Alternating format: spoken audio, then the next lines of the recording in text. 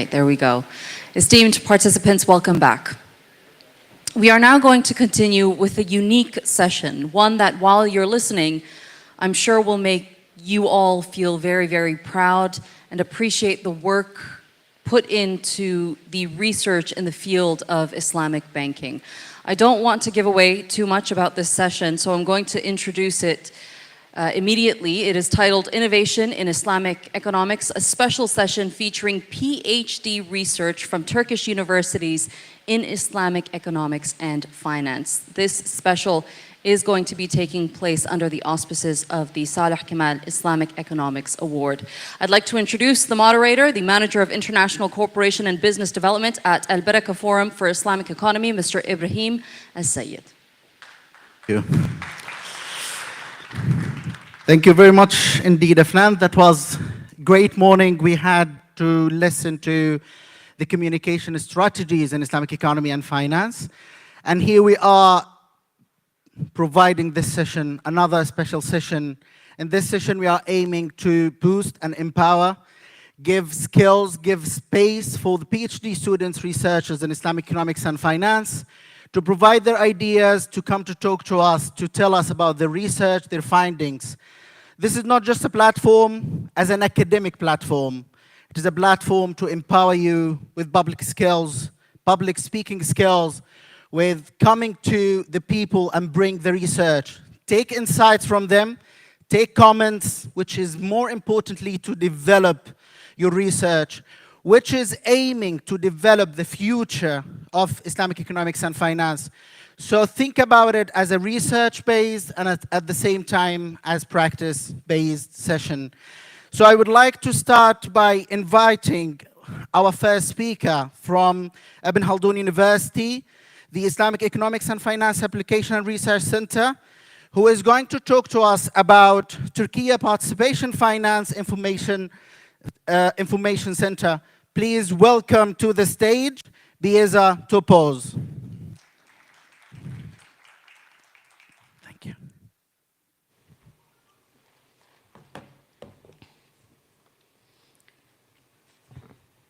Dear ladies and gentlemen, Selamun Aleyküm. I'm Bieza Topoz. It's a great pleasure to be here with you today at the Global Islamic Economy Summit, which reflects the growing importance of Islamic finance around the world.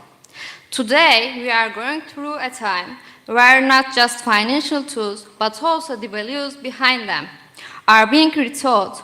In this new era, participation finance stands out with its ethical principles, risk-sharing model, and strong link to real economy. It plays an important role in achieving sustainable development. But to make these systems strong and long-lasting, we need more than just the financial products and services. We also need a strong information framework, the ability to produce reliable data, and platforms where this knowledge can be shared with different stakeholders. That's why we created ICYF Info, the Participation Finance Information Center. This platform is a key step in building Turkish vision for participation finance and a solid foundation. It's more than just data source. It aims to be a space where people and institutions can share and access useful information. In my talk today, I will explain what ICYF Info is, how it works, and what kind of opportunities it offers. What is ICYF Info? Turkey Participation Finance Information Center, ICYF Info, is an online platform to be launched as an action item in the Participation Finance Strategy document by Presidency of the Republic of Turkey Investment and Finance Office, or Invest in Turkey. Designed as Turkey's primary information center in participation finance, ICYF Info aims to provide a one-stop and overall and communication source for both domestic and international stakeholders. Holistic approach to participation finance, instead it represents a broader development model thanks to its ethical principles, social responsibility perspective, and strong link to the real economy. That's why we take a holistic approach to participation finance and have built the ICYF Info platform. around this idea. This approach reflects a shift in thinking, one that considers not only the economic, but also the social, moral, and human dimension of the financial system. KF Info's content is structured around the four main components, keeping this holistic view in mind.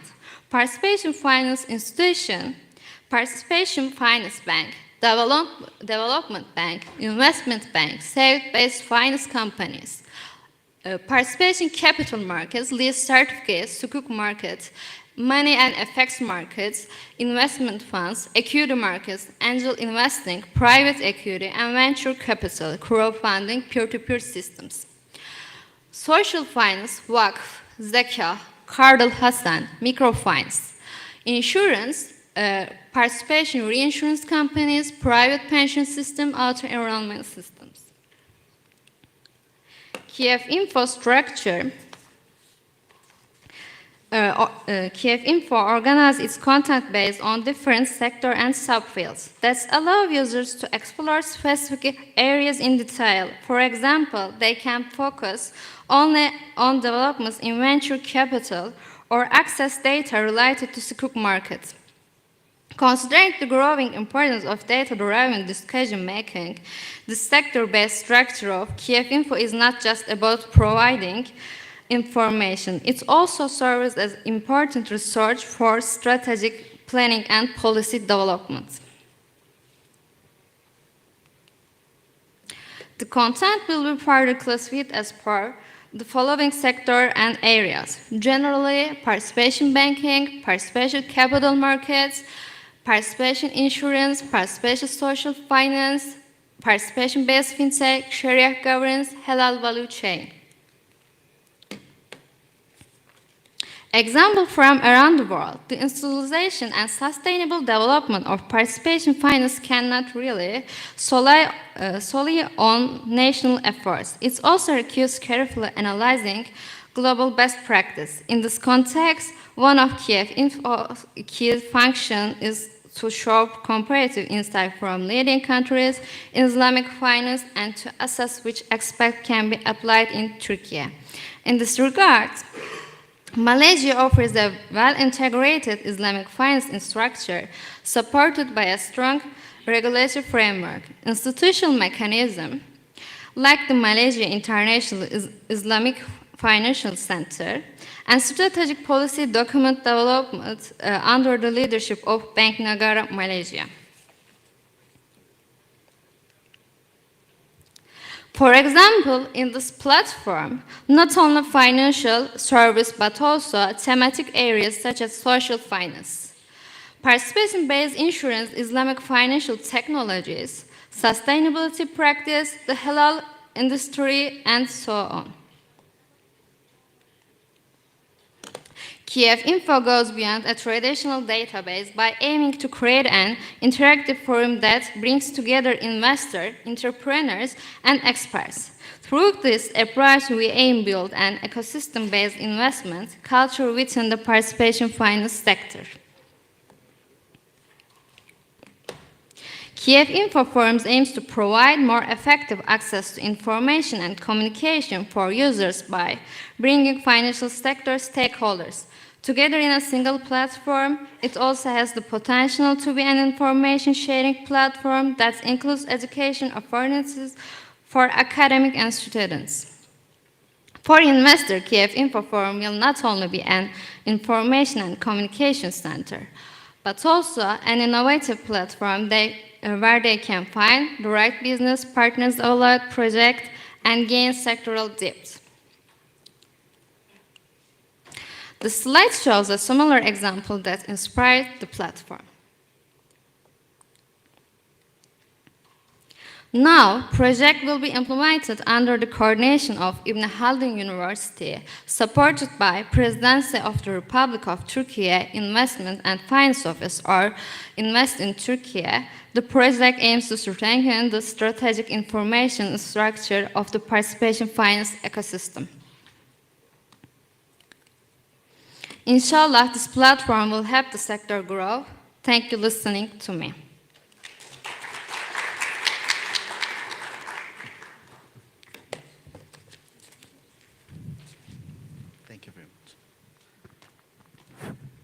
Thank you very much, Beza. This was a great presentation talking and emphasizing on the importance of building an infrastructure that focuses on information and utilizing the information to enhance economy and enhance finance. And this will take us to our next presenter today, who is coming as well from Ibn Khaldun University, who is going to talk to us about Ibn Khaldun University project, Participation Finance Literacy Training for Young People. Welcome to the stage with me, Muhammad Ogor. Thank you.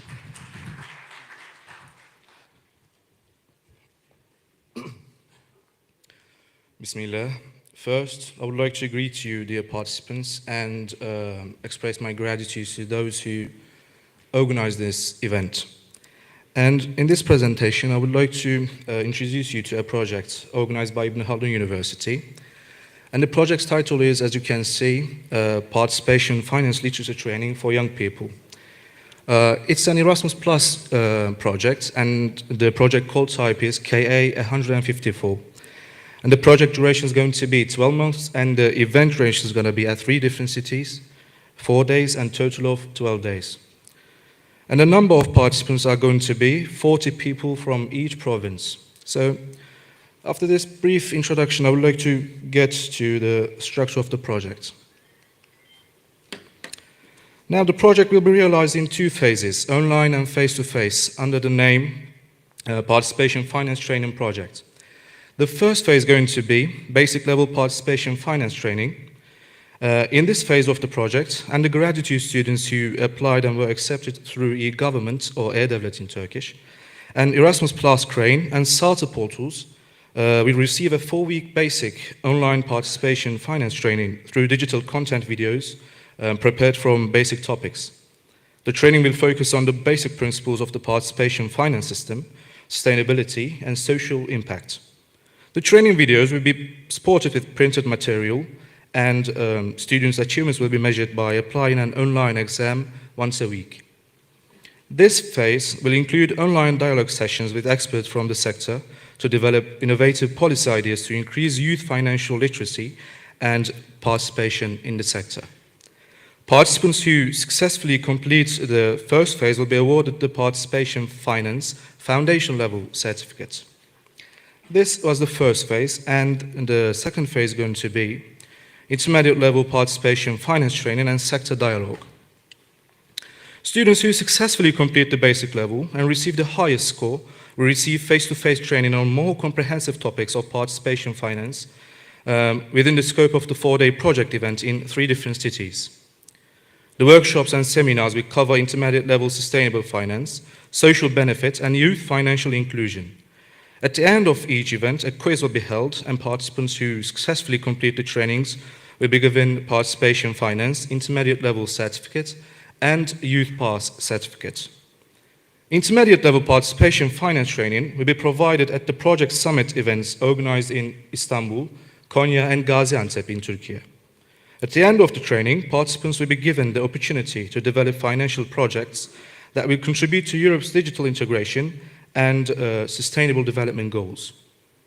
Participants will apply what they have learned to design digital application projects that will contribute to the development of participation finance from a political and financial perspective.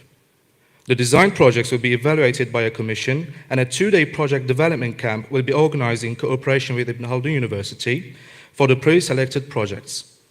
A mentor will be assigned to each participant in the camp, and guidance will be provided on project development, and young people will be able to share the projects they have developed with local governments and discuss ways of implementing policy recommendations. So basically, this was the main structure of the project. Now, I would like to get to the project target audience. The project has 5 main targets, and the first target is university students. Firstly, students studying in fields such as economics, business administration, finance, and banking can gain knowledge and experience in this project and become more conscious and competent individuals in the sector. Secondly, students in social fields such as sociology, psychology, and political science can learn about the social impact of financial systems and the role of the public in financial policy.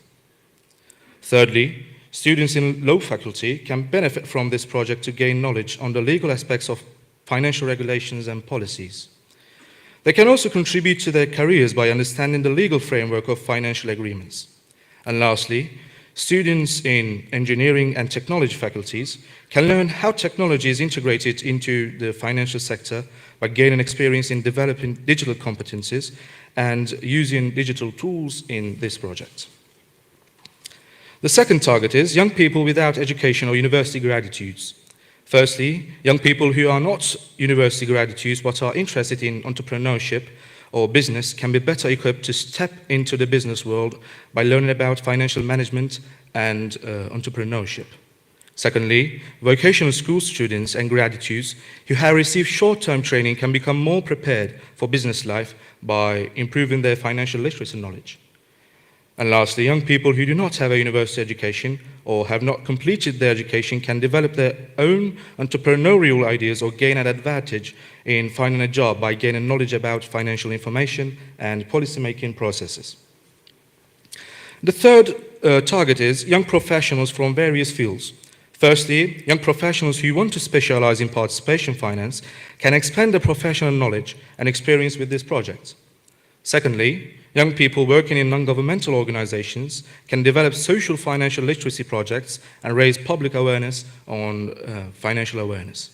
And lastly, the project can help young entrepreneurs learn about participation finance and develop sustainable financial models for their businesses. The fourth target is young people involved in European Union or volunteering activities. Firstly, young people who aim to participate in EU projects or international volunteer programs can be involved in these processes as more informed individuals with the knowledge and skills they acquire in the project. And young people who want to assume decision-making roles in municipalities, civil society organizations, or various youth organizations can become more influential individuals in society by using the financial literacy and policy development skills they have learned in this project. And the last target is general youth groups, and firstly, young people who want to increase their digital literacy can gain practical experience by getting acquainted with digital finance platforms and tools. Secondly, the project will help young people gain basic financial skills in budget management, debt planning, etc. And lastly, young people in rural areas with limited access to financial information can improve their financial literacy skills by receiving training through digital platforms thanks to this project. Now I would like to tell you about the objectives of the project. The project will raise awareness on the sustainability of financial systems by providing young people with basic knowledge in the field of participation finance. In this way, young people will be supported to take conscious steps both in their personal finance management and within the scope of economic social responsibilities. The project also will pave the way for young people to reflect on financial policies and participation finance and propose recommendations from their own perspectives. Especially through stakeholder participatory sessions, young people will be encouraged to meet and exchange ideas with policymakers. Through this interaction, young people will demonstrate their interest in social issues in more concrete steps. Also, training contents will be made accessible through modern digital platforms, and young people have a learning experience supported by digital tools. In this way, young people will both improve their financial knowledge and gain the ability to use digital tools effectively in project development stages. The project also aims to strengthen social and economic inclusion in line with the EU's youth strategies. Young people will be encouraged to become active citizens at the both individual and societal level by developing financial knowledge and skills. Youth will gain a comprehensive knowledge of the functioning of participation finance and learn ways to participate in policy-making processes in the field of finance. This knowledge will empower them as individuals who can play an active role in areas such as the financial sector and public administration. The project will lead young people to gain the competence to bring their ideas to social decision-making mechanisms. For this purpose, by preparing projects with financial content, cooperation opportunities will be provided with participation financial institutions and relevant public institutions. Young people will acquire the skills to develop solution-oriented projects through a platform where they can make their voices heard in society. By focusing on developing the leadership potential of young people, the project will foster the development of individuals with innovative mindsets who are able to generate financial policies and aim to contribute to society. Young people will discover their own leadership capacities in line with the knowledge and experiences they gain. Through participation in financial literacy, young people will learn to better manage their personal budgets and make more informed financial decisions. This knowledge will not only contribute to their economic savings, but also support them in adopting sustainable financial habits. During the project process, young people will learn how to plan and develop a project and gain project management skills that they can use in their academic or professional lives in the future. This experience will give them a great advantage in reaching their career goals. At the end of the project, the internship opportunities provided in the financial sector and the knowledge they gain will directly contribute to the career development of young people and enable them to gain experience in the sector. In addition, the certificates they receive will constitute an important reference in their careers. And lastly, since the project will be implemented in line with the EU's youth strategies, the participants will gain knowledge on financial literacy and participation finance from a global and European perspective. This perspective will contribute to them becoming individuals who can think internationally and adopt universal values. So, in conclusion, this project will not only enable young people to improve themselves financially, but will also raise their social awareness and contribute to raising them as individuals who will be useful for society in the long term. And this was the end of my presentation. Thank you for listening. Alhamdulillahi Rabbil Alameen. Thank you very much, Muhammad. Thank you very much, Muhammad, for this inspiring presentation. Knowing that there are some universities, institutions, and educational organizations that actually feels the need to develop new generation who is qualified with the knowledge, who is qualified with ambition, and who is qualified with comprehensive understanding of the infrastructure of finance and Islamic economy is always great. The previous two researchers has focused on the infrastructure of finance and development, and in this part of the session, we are going to move to focus on more and different topics. Most of our researchers now are going to talk about Islamic socioeconomics concept in sustainability and ESG. And we would like to start by a participant who is coming from Istanbul University Center of Islamic Economics and Finance, who is going to talk to us about the crisis resilience of participation optimal portfolios, a comparative analysis with conventional counterparts. Welcome to the stage with me, please, Dr. Tariq Karada.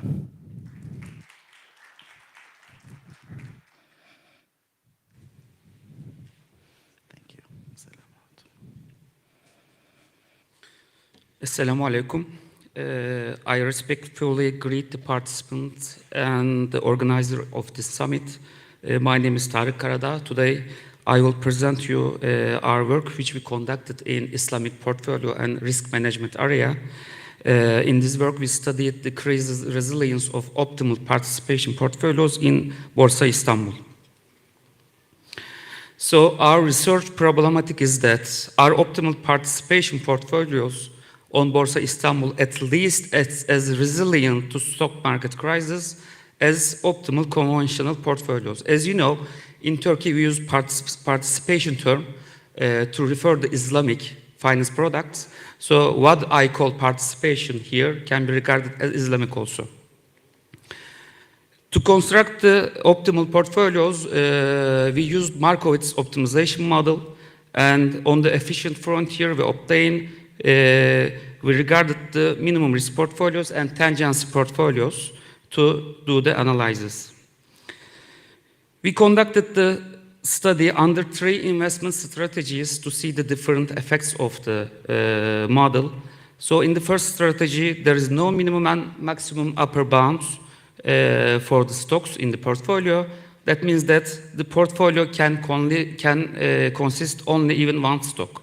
In the second strategy, there's a maximum 0.2 stock weight constraint, which means that there must be at least 5 stocks in the portfolio, and under the third strategy, there must be at least 10 stocks in the portfolio. You can see the hierarchy of the application here. For each of the crises, under each strategies, we optimized conventional and participation portfolios, which are MRP and TP shortly, minimum risk portfolios and tangents portfolios. We obtain the risks and the returns, then we make the empirical analysis. So, in the research, we made some conceptualizations which we regard as very important because we want to proceed with a systematic approach and obtain objective results. First of all, we defined what a stock market crisis is. Generally, we found in the most of the previous work, there was no definition of a stock market crisis, especially the crisis.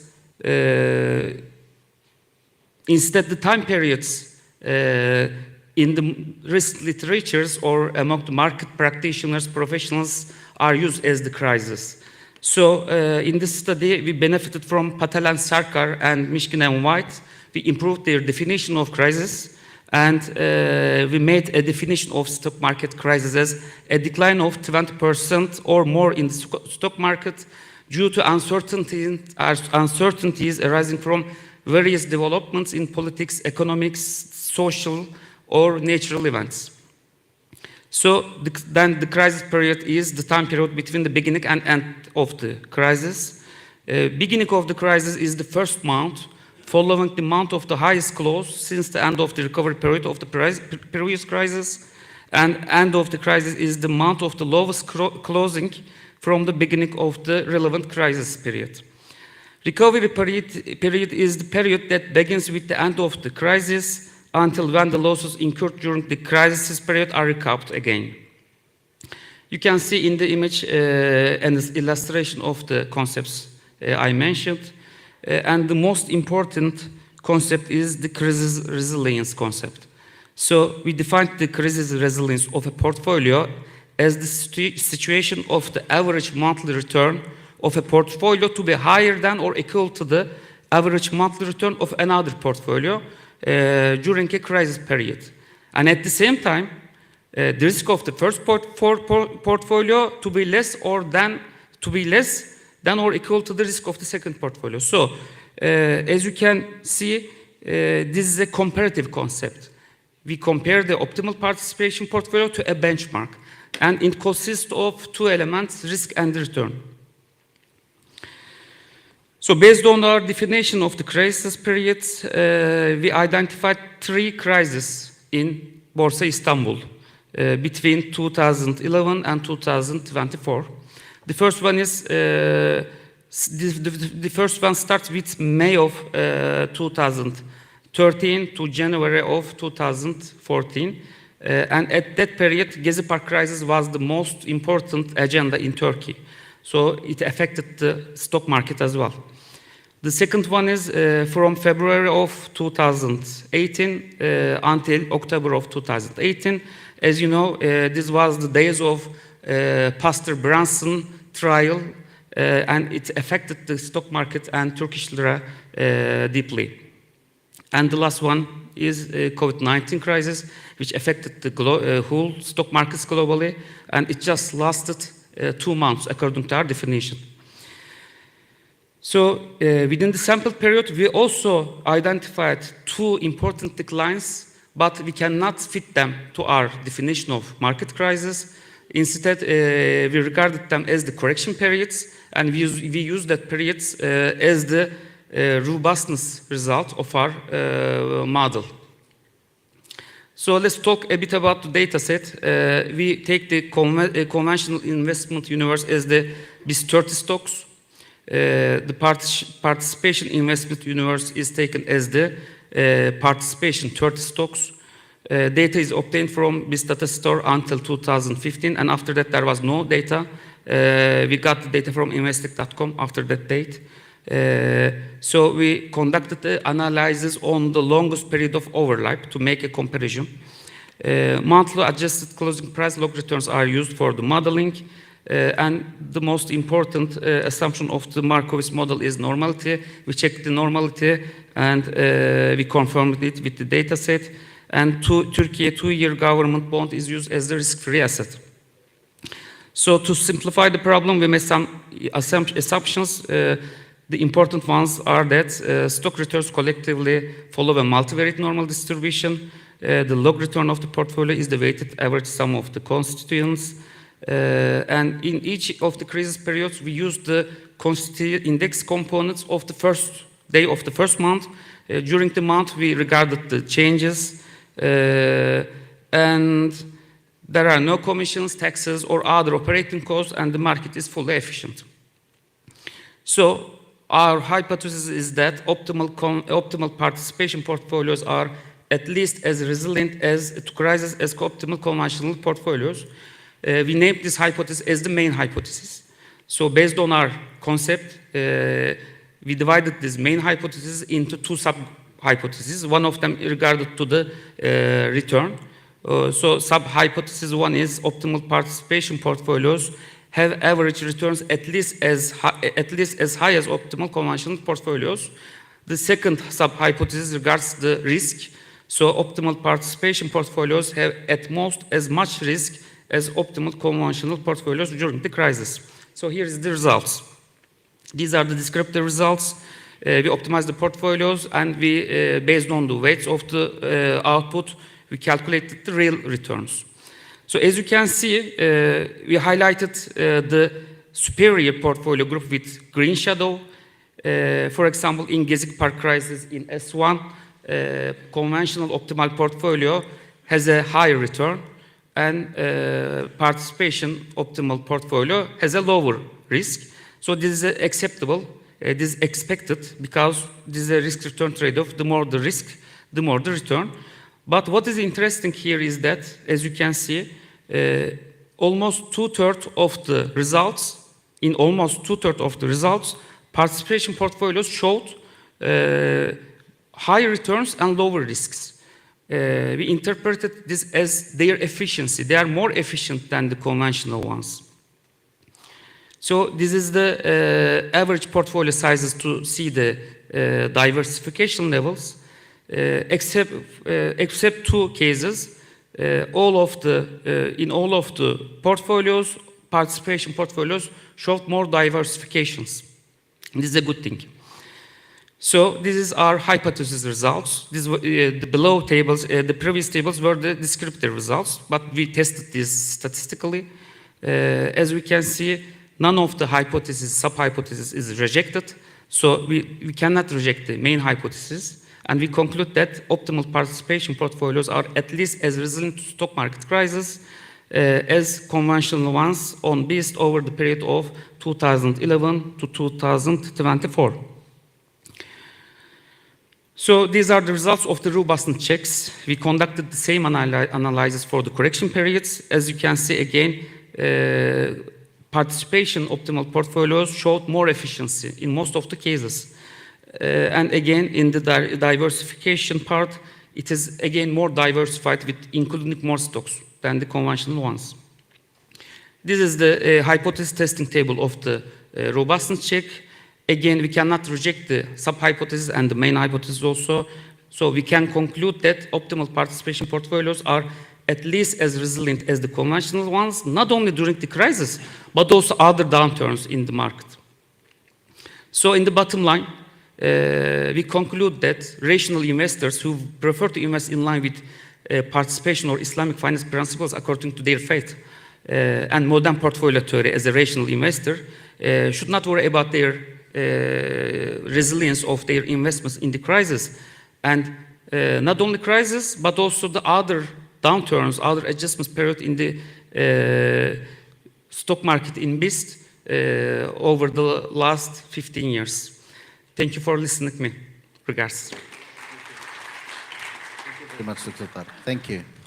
Thank you very much, Dr. Tariq. And actually, it feels good to see that all our discussions through the last 2 days were shown in data that there are always windows to improve.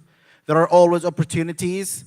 There are always a window and a chance to bring more of Islamic finance and participation finance to the table. Thank you very much, Dr. Tariq, for that. And our next speaker is coming from Istanbul Medinat University to talk to us about factors affecting the behavioral intention of small and medium-sized enterprises, SMEs, to use participation finance. Please welcome with me to the stage, Yücel Kamar.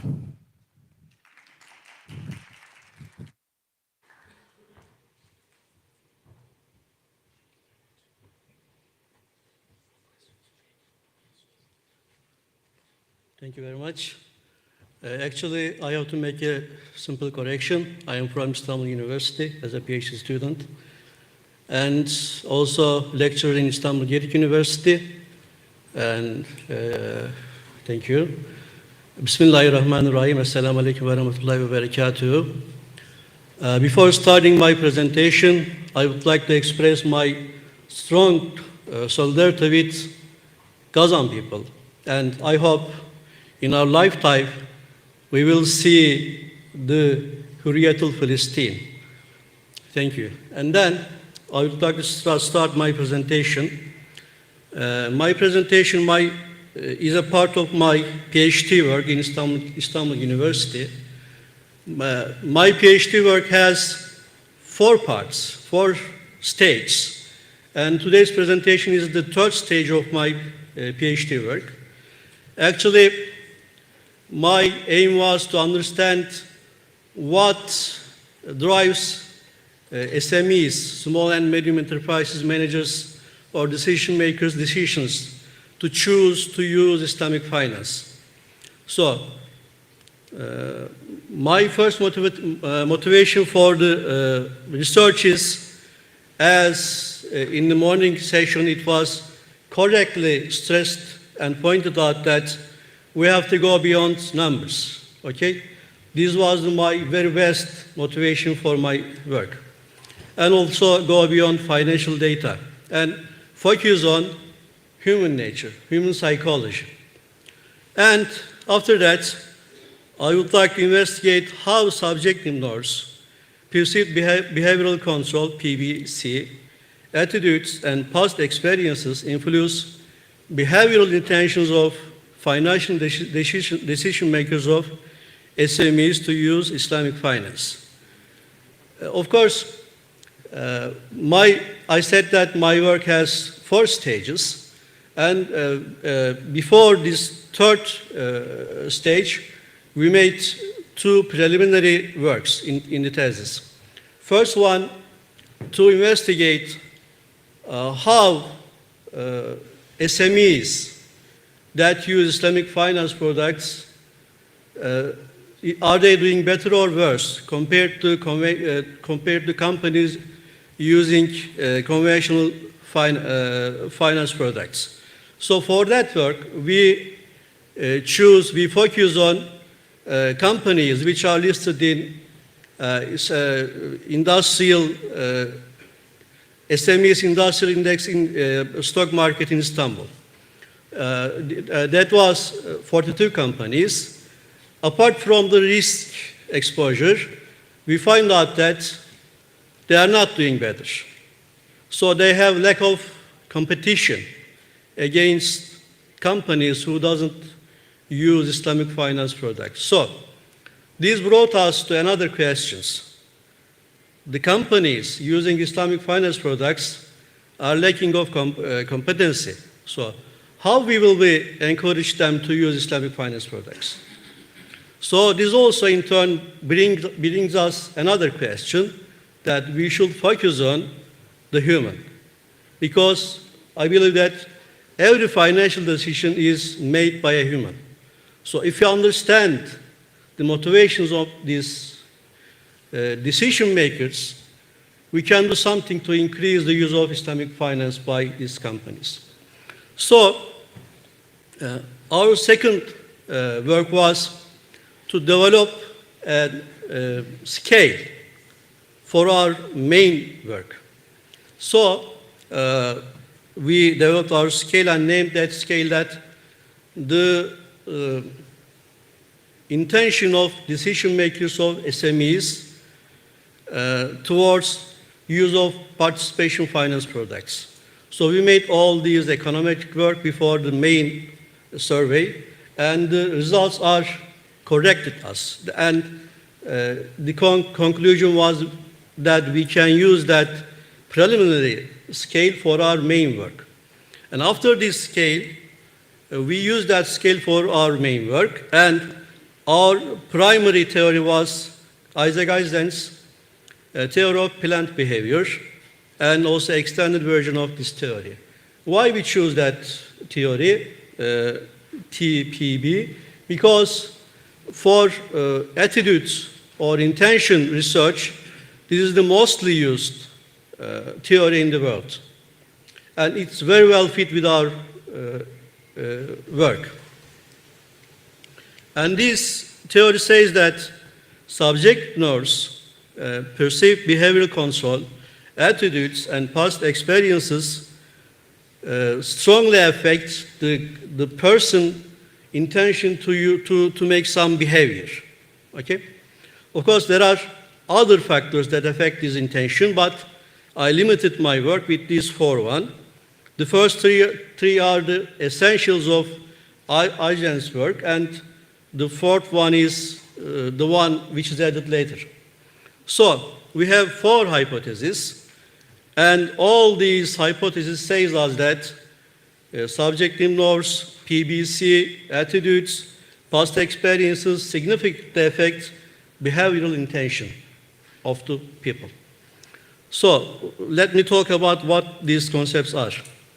Subjective nerves are pressure of your social environment, okay? Your family, your friends, your business environment. And PBC is perceive of something by the person herself or himself. Let me say that doing this is easy. Doing this is not easy. It's very difficult. So this is called perceived behavioral control. Attitudes are people's own thoughts, own beliefs about something, towards something. And you know what past experiences are. And our research sample method, we focused on SMEs based on Istanbul. Why? Because the SMEs in Istanbul represent the whole country, I guess, I believe that.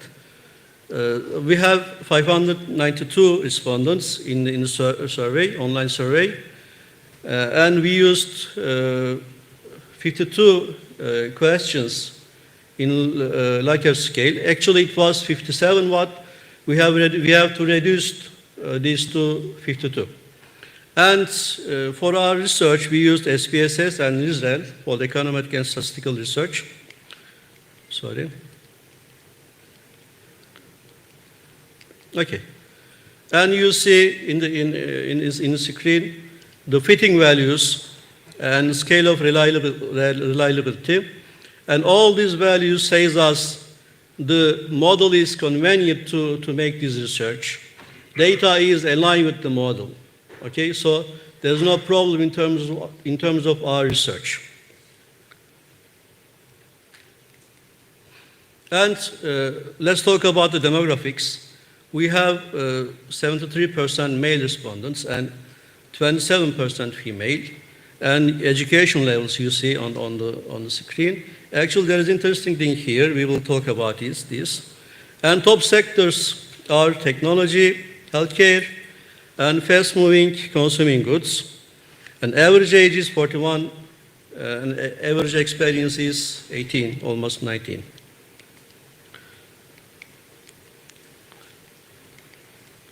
So, with age and experience, there is a positive but low correlation between age and behavioral intention, and similarly, low correlation with experience. We can say that older and more experienced professionals slightly more inclined toward participation finance. This will imply us something also. And in our work, we see that there is no significant difference by gender except past experience. And in that manner, there is a higher situation for men. And married participants showed significantly higher objective norm and behavioral intention. So I guess marriage is important. And we have one surprising result. We find out that participants with higher education, especially for PhDs, reported significantly higher intention scores. So this will have another implication for us as well. And role-based differences, CFOs had the highest behavioral intention and control scores, and this may show us their greater engagement for participation finance. And our results and all findings corrected us, supported our hypothesis, and we can say that the most important element that affects the use of participation finance comes from attitudes. And second, perceived behavioral control, and then subjective norms and past experience. That also means for us, 1 unit increase in attitude will have an increase in the use of participation finance by people 36. So, our conclusions, our recommendations, we have an adoption for participation finance, but it's moderate, not so high, but it's promising for SMEs. Education level matters for us. As it goes up, the adoption of Islamic finance also goes up. So, if we talk about policy implications, we have to focus on financial literacy and executive engagement, because we found out that CFOs has more inclined to use participation finance. So maybe we have to design tailor-made, for example, education or trainings towards CFOs of companies. Or we have to increase the level of financial literacy for Islamic finance. I'm finishing. And focus on enhancing the credibility of participation finance in people's minds. Because remember that the attitude is the most important element for decision makers' intentions. And the second one was perceived behavioral control. So it's easy to use, not easy to use. Remember that. So for that reason, we have to take necessary actions to facilitate the use of participation finance by people. And of course, not only these 4 factors are the ones affecting the behavioral intention. We have more factors behind that 4-1. For example, we have many factors which affects attitudes or other elements. So we have to find out what they are. We have to make further research. What affects the attitude, perceived behavioral control, subjective norms, and past experiences. So this will require us to make interdisciplinary research, including sociology and psychology. Let me say that I said we have 4 parts, and the 4 stages for my PhD work is to discuss these outcomes with the managers of participation banks in Turkey, or with the authoritative people of governmental organization, and we will ask their opinions about these outcomes, and we will include their opinions in our thesis work. And then I hope we will have a progress for SMEs to use Islamic finance more widely in the future. And you see some resources used in my work. Thank you. And lastly, I would like to thank to Professor Mehmet Saraç from Istanbul University, my thesis advisor, for his invaluable contribution to my work in master and in PhD. Thank you very much. Thank you very much, Adil. Thank you. Thank you very much. And it is always promising to talk about SMEs and how SMEs are playing vital role, and they are considered as the engine for the national and local economy development, and focusing on that from this behavioral side is very inspiring. Thank you very much. And this will take us to our next speaker, who is going to talk to us about Islamic economics in action, lessons from country successes with global implication, who is coming from Istanbul Medinat University this time, and he is Abdul Malik Omar.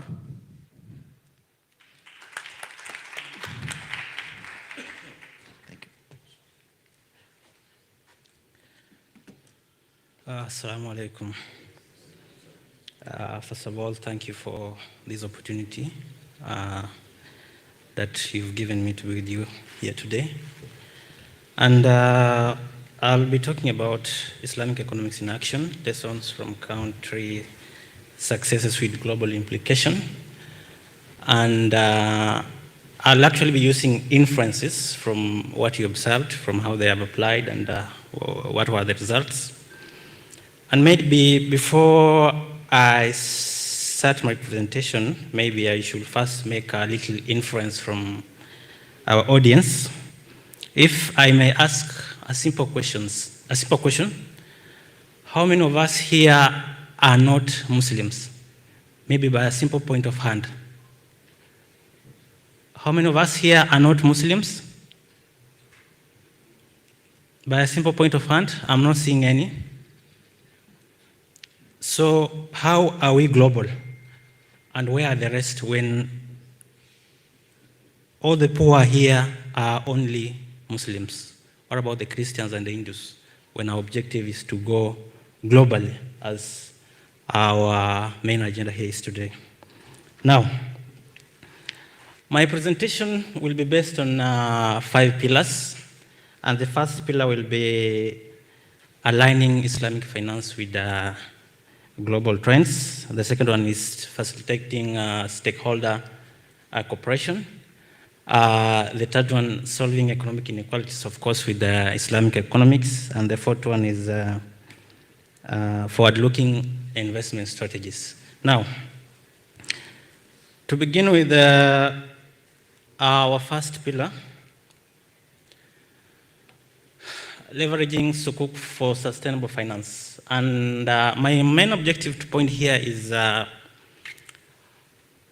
how has Sukuk been leveraged in a way that it has been able to attract also non-Muslims. Actually, what I'm trying to point out is in the application of actually Islamic finance, we see that we have concentrated growth, and actually a majority of the countries who are applying Islamic finance are countries that are predominantly Muslim.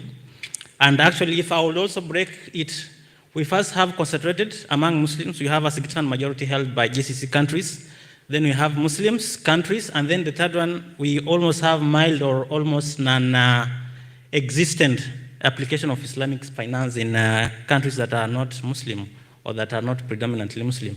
Now, at the same time, I'm also trying to point out that part of the problems we're having are internal. We have a lot of fragmentations and in the way we are applying Islamic finance, and then at the same time, try to maybe get out something good out of it. Now, there's a good statistic there from S&P Global that by the end of this year, 2025, we expect that the global Sukuk market is projected to be between $190 billion to $200 billion. That is from S&P Global. And and then out of this, in terms of sustainable finance and green Sukuk, we have about a projection of 25% from new issuance. Now, there are two countries that stick out conspicuously. That is Malaysia and Indonesia out of green sukuk. And then we had Indonesia, we had Malaysia, which was, I think, which first issued the first green sukuk. It was corporate. That was in 2017. Then moving forward in 2018, we had Malaysia, which came in. It issued a sukuk, and it was actually a landmark, and it was a sovereign sukuk. And at the end of it all, it attracted a significant majority of investors that were not Muslims. And initially, actually, in application of Cook, we had seen that the majority of the investors were Muslims, rather were people who at least were familiar with the applications of Islamic finance. But then when we see the sovereign Cook, we saw an uptick in actually investors from countries like we had Singapore, we had United Kingdom, we had Hong Kong, China, at least some part of it. Now, by structuring green sukuk and aligning it with green finance and ESG principles, we saw that Lara Malaysia attracted an audience that so far is actually a problem to reach to. And therefore, we see that the way to, after aligning this sukuk with with the ESG principles, we saw that actually in the United Kingdom there was an oversubscription for United Kingdom. So actually, if you look at this other than Malaysia, now after Malaysia and maybe Indonesia, if you look at this other country, we saw that after Malaysia actually applying this, and then maybe no other, like not a significant amount of Islamic countries have used the same approach. And we still see that maybe we have corporate sukuks and other sukuks, but at the same time, we also actually, Islamic investors, not non-Islamic investors. Now, we had a lot of challenges. The challenges was actually in trying to structure sukuk, first aligning, making it green, aligning it with Islamic principles, and then aligning it with the ESG principle and other climate-based taxonomy initiatives. But we also had the problem of fragmentation in actual application of Sharia. We had different boards. Some are saying this is okay, some are saying this is not okay. We also had an issue to do with the lack of standardization. Actually, Malaysia were following their own SRI framework, SRI sukuk framework. We had Indonesia, which following the global framework. So we also lack standardization. We have seen this one is there, it's working, but then we still have fragmentation in the application. We have we lack standardization. We have fragmentation. Some countries are applying, some countries are not giving okay. We also had the problem of in terms of taxation. Now, the first problems I raised were actually internal. But then the external problem was in terms of taxation, that we found there were cases of double taxation. We also found that the way these countries were levying the stamp duty and the other withholding taxes, it was not actually at parity with the way these other countries were at parity. Therefore, the more conventional, actually, other conventional bonds were more attractive because they were given some actually discounts in taxation. Now, moving forward,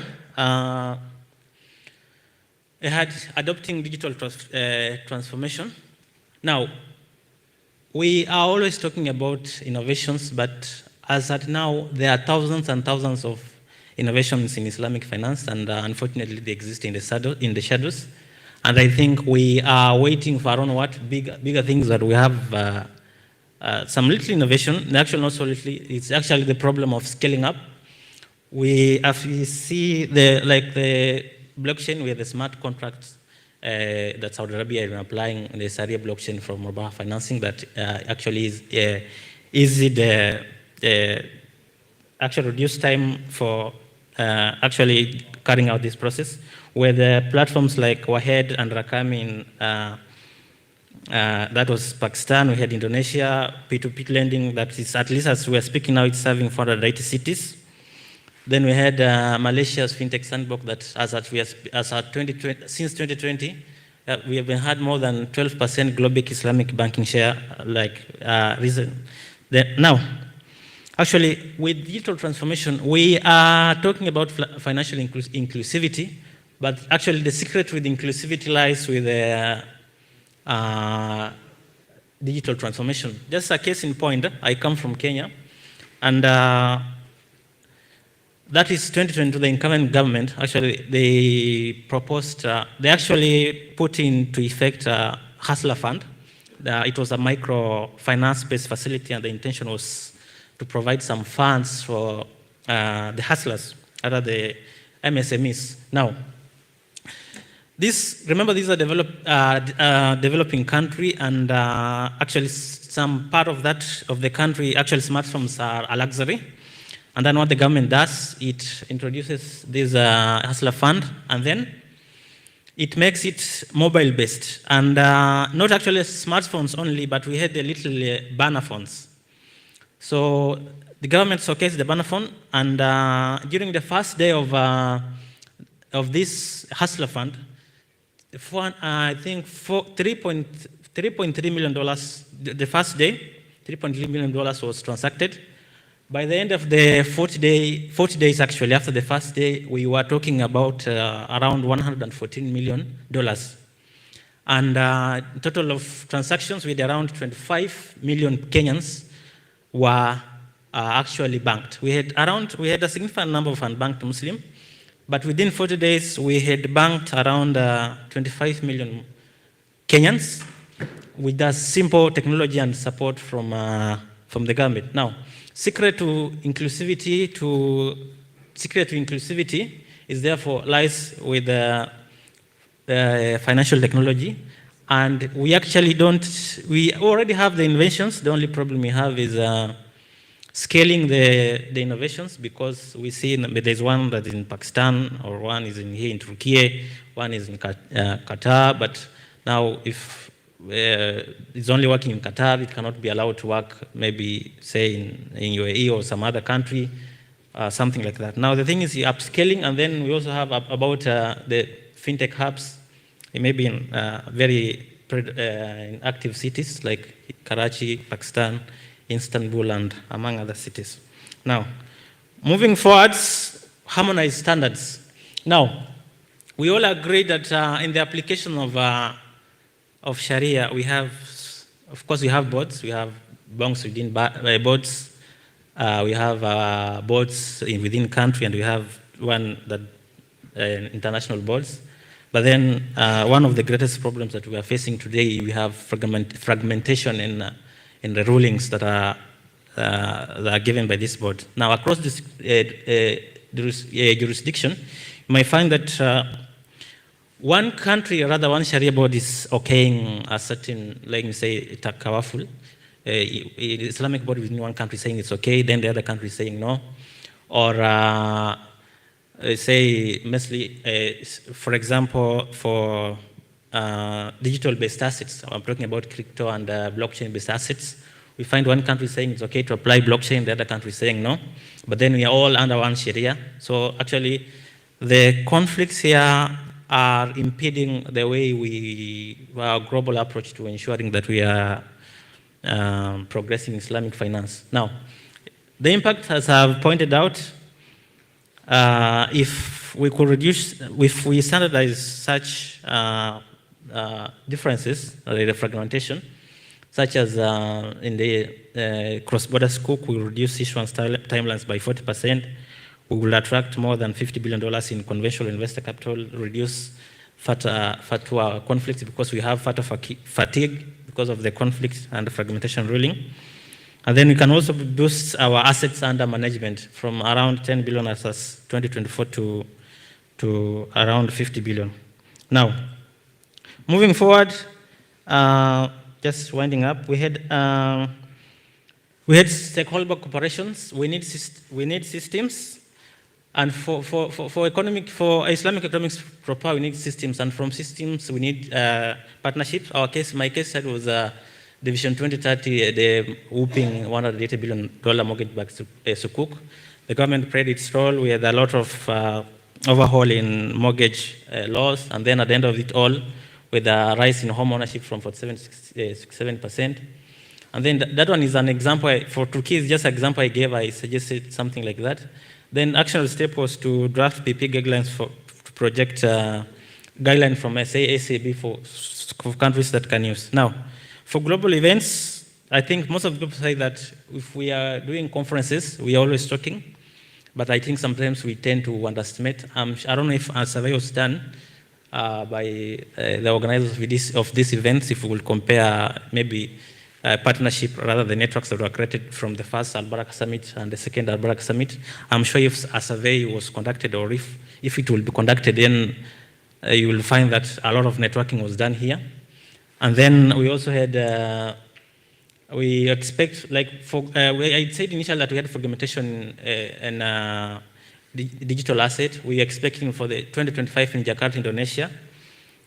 Maybe we'll get some standardized ruling on it. Now, moving forward, we also cross-border alliances. We have a GCC and Asian alliances.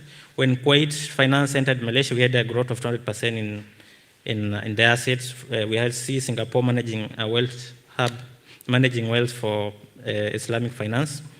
Now, for financial instability, now actually we realized that most of the banks now are beginning to hold financial assets more than they are holding these other physical assets, and they are changing the DNA of Islamic finance. And we realized that the 2008 global finance was as a result of banks. When the Lehman Brothers banks, among others, were actually going bankrupt, it was because of, and we had the subprime mortgages, it was because of holding too much debt compared to assets. And we have seen a rise in holding of financial assets among Islamic banks, which of course might change the DNA of Islamic finance and maybe might bring some impact in the event that a reoccurrence of a crisis were to occur. Now, for inequality, we have a zakat potential of more than $1 trillion, but we are only harnessing about 200% of, about $200 million, which is actually a fifth of it. But we had a solution. We have a global Sadaka app that is tracking zakat. I'm sure not all of us are aware of it, because I've told you most of the innovations are there and are existing in the shadows. Then for ethical investment, I think by nature, Islamic finance is ethical. And actually before the word ESG was the buzzword in the corporate world, Islamic finance was there, and it was, all the laws were followed, and it was consistent. So for ethical investment, let's ensure that maybe banks, to a significant extent, support the physical asset, because I don't know if, like for me, something ethical, for me is if it's halal, fine, it's ethical. But if to an extent, if we go towards making a lot of profit more than supporting the real economy, because we are going towards financial profits instead of the real economy. So for me, it will be ethical if Islamic finance was to support the real economy other than the other passive economy. Now, winding up, for environmental sustainability, I mentioned about it. Green Sukuk is there. We have Vakif Climate. The Vakif Bank is funding green spaces in Turkey. That's how CAF is Vakif Bank in Turkey. Green Sukuk is also there. It's been proven to be working. So it's just different countries rolling it out and ensuring that we have it all of it in our country. Now, for forward-looking investment structures, for forward-looking investment strategies, we had Egypt, we had rolled out a 500 million transfer to Sukuk. The UK had 500 euro, 500 that was oversubscribed. And then we want just the Islamic development to give us models, give models and actually that we can use to standardize models that different countries can use to apply to avoid the problem of fragmentation and all that.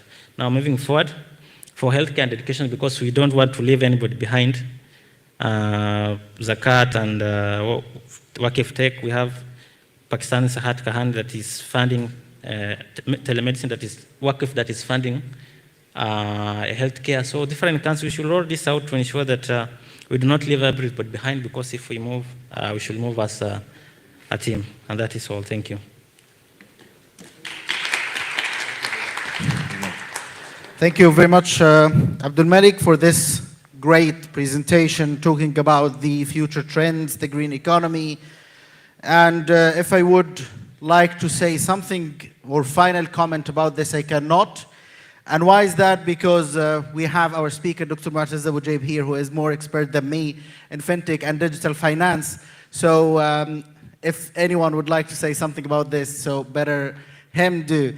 But looking to move forward to our next speaker, who is coming from Istanbul, Sabah ad-Din Zaim University, Faculty of Business and Management Sciences, the Department of Islamic Economics and Finance, who is going to talk to us about the excellent Islamic customer and product protection model. And welcome to the stage, please, Dr. Bara Dukhan.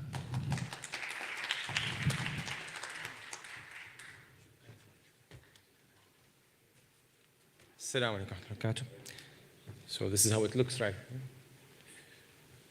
Okay, and this is how the stage is. This is my first time to come to this stage, so I'll have some time to adapt to it. Anyhow, what I'm going to talk about today is totally something out of the box, something out of all that you've heard in the past 2 days.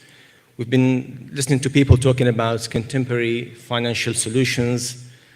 We've heard about some issues and problems about how to adapt the Islamic values into the systems and make it practically applicable. We've heard Dr. Almir Cholan today speaking about how to move from the European-centric paradigm into an Islamic-centric paradigm. And believe me, what you're going to see here is the solution to most of the problems, but these are not solutions from the conventional way of thinking. It is an old medicine to modern and contemporary problems, contemporary diseases. So let's start. Now, what you can see here now, first of all, the modern economist missed to learn from the knowledge and experience of our ancestors, and there's a detachment, complete detachment from what we have been taught and what our ancestors have been doing.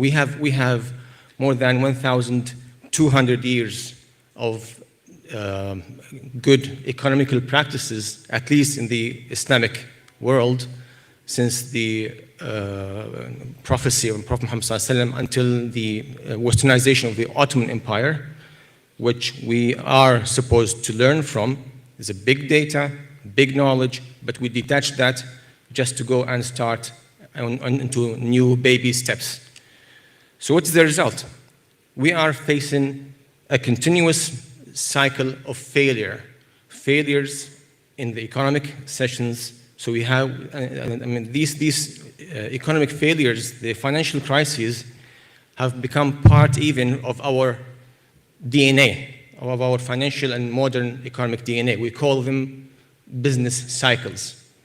If you check the data about the last 800 years pre-financial, pre-capitalist system, you cannot find these shifts in the ups and downs cycles in the business. There are always continuous moves up. But now this has become, so every 10 or 20 years, we have to face a crisis. It's become part of our DNA. What I've done here, basically, I wanted to see if we really can find a solution for any contemporary problems. And so I selected the producer and consumer protection as a case study to see if we can prove that. So let me start and talk about the approaches. Now, we have two approaches for Islamic economics. We have the Islamization approach. Why can't I move this? So we have the Islamization approach, where we can take the others' models and we adapt it, or we can start by taking our own approach from our history and we modernize it.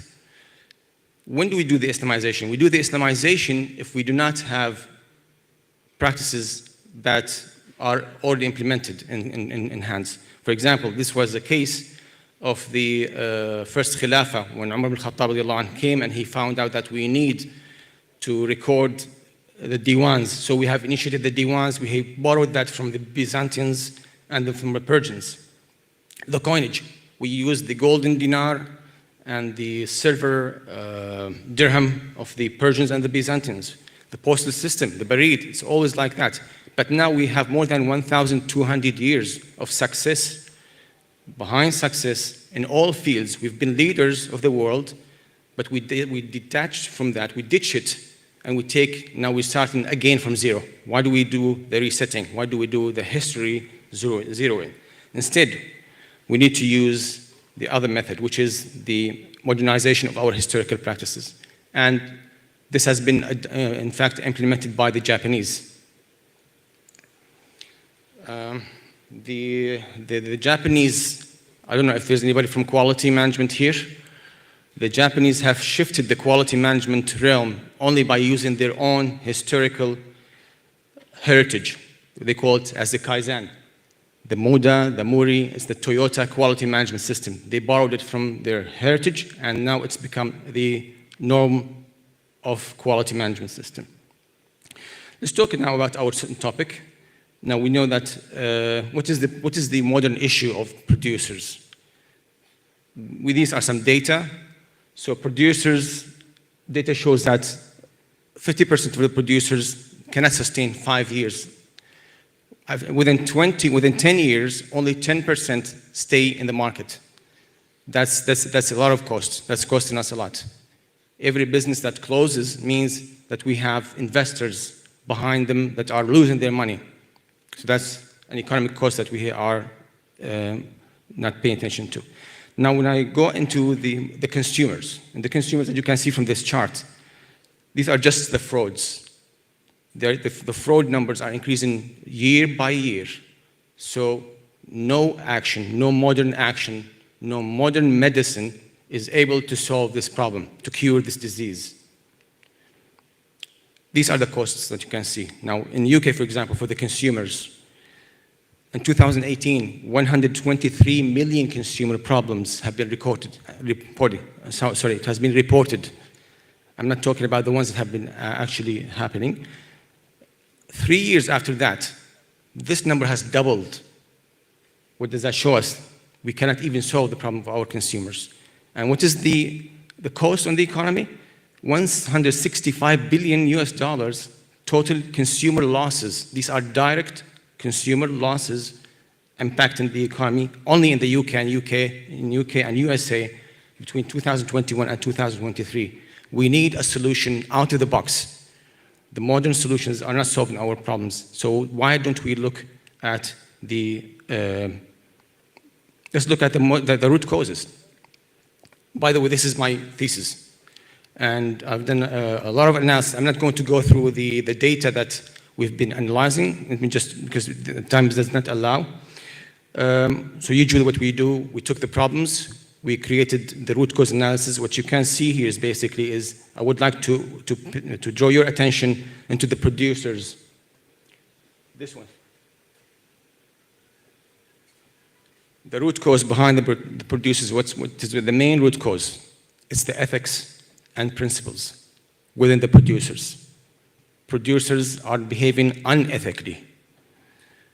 There are some other problems, but we all know these problems, like their competencies, the regulations, the law enforcement, legal cooperation. These are from reports from world data.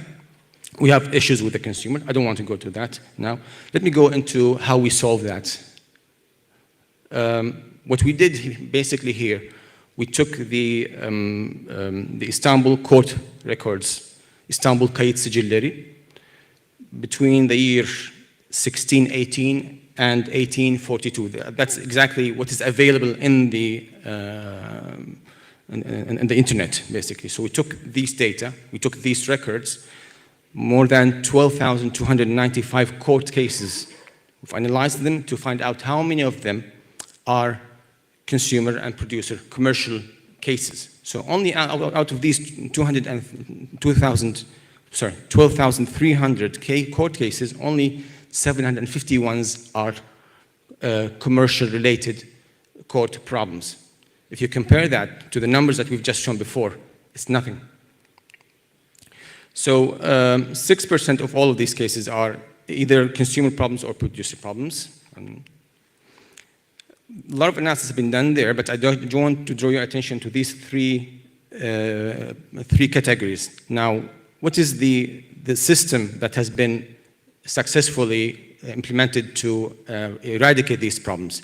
First of all, what we found out is that from the proactivity point of view, 50% of these cases have been discovered before they happened.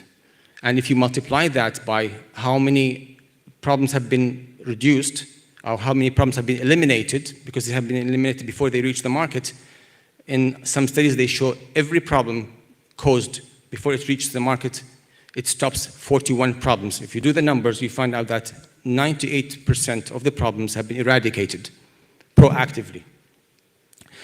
Most of the solutions that have been implemented are either regulatory or what we call them as the low degree of deterrence.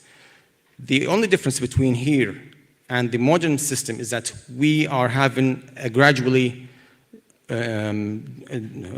improving degree of deterrence system. It is I'll just go into that one. Now, these are the differences between the contemporary and the ancestors' consumer and producer protection systems. The first and most important thing here that we have noticed is that our modern mentality is competition and conflict based.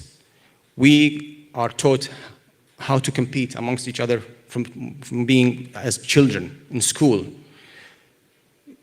Conflicts and competition is embedded in the society between everybody. It is embedded between even the family. Men and women are competing with each other. Children and their parents are competing with each other. The employees and their managers are competing with each other. Everybody is competing with each other. Let me just go. Now, the other one is the Ottoman system was more cooperative, more people need-based, whereas ours is self-centric, it's utility maximization. Ours is we provide needs of the market, then we look at our own profits. Ours is environmental friendly, it's societal system without stating that we have to be CSR. Ours is proactively CSR. Ours is taking care of the weak, taking the weak from, taking the people, the children of the weak families and growing them up to become successful businessmen. So there's a lot of things that we need to learn, but since you are telling me that we have to finish this, and we just go quickly into this one. This is the model that we are talking about, how the producers are interacting with each other as brothers, not as competitors, how they are interacting with the consumers as caretakers of the consumers, how they are taking of the society even, and taking them and distributing the wealth. Some of the recommendations we've just mentioned, we talked about we need an economic mindset shift from the utility maximization into a balanced welfare system that focuses on the brotherhood system. And here we're not talking about theories, we're talking about practices. It's been implemented. We showed 240 years. It's been implemented and it's been successful. We can regenerate this again. Okay. And I would like just to end this by stating this hadith: you will not enter paradise until you truly believe, and you will not truly believe until you love one another. I think we can revive this again to correct the market and bring us our values back again. Thank you very much. I would like to have any questions if you have. No time. We're a bit behind the schedule. Okay. Yeah. Thank you very much. Thanks. Thank you very much. Thank you very much, Dr. Bara. And actually, this is a very great link between what has been said this morning in the first session about creating the value, about finding the principles of Islamic finance and Islamic economics, reviving them, bringing them to the surface of loving each other, creating a comprehensive community and connected community that works all together to benefit each other, not just a capitalism that just prioritize the money and finance. Thank you very much, Dr. Bara, for this. And this brings us to our next speaker, who is coming as well from Istanbul Sabahattin Zaim University, to talk to us about market dynamics in Islamic economics and their effects on social welfare. Please welcome to the stage with me, Dr. Nouri Aksoy. Thank you very much. Assalamu alaikum. My name is Nouri Aksoy. I completed my PhD from Sabahattin Zaim University.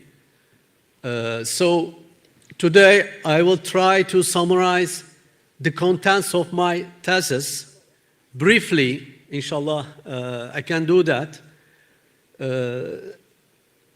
So my topic is about market dynamics in Islamic economics. We have very important dynamics in Islam and Islamic economics.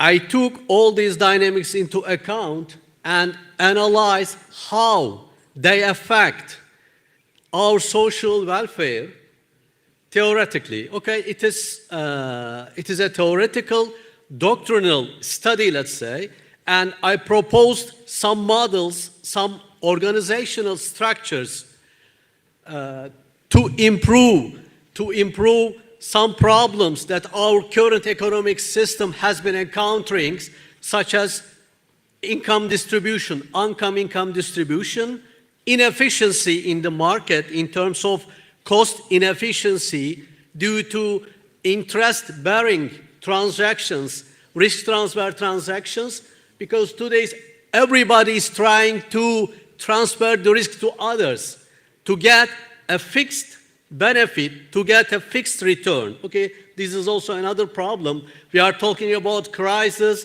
we are talking about inefficiencies in the market, we are talking about greed. So I took all these components into account, and based on these problems, I tried to framework my thesis.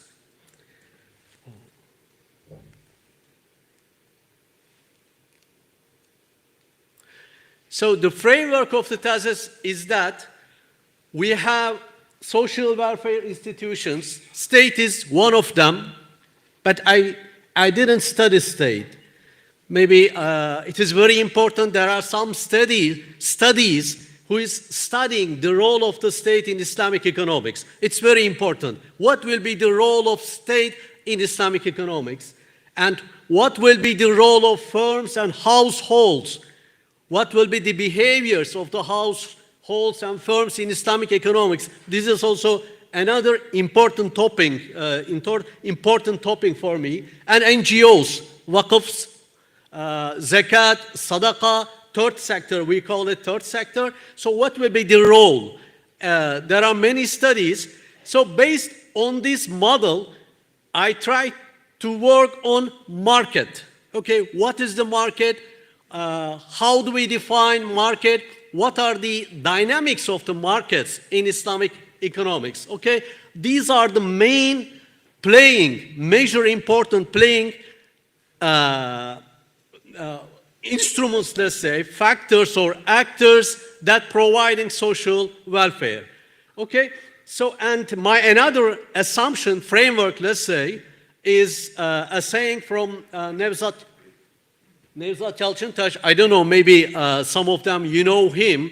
He's an academician, he's a politician, he's a practitioner also. May Allah give mercy on him. May Allah put him in Jannah, inshallah.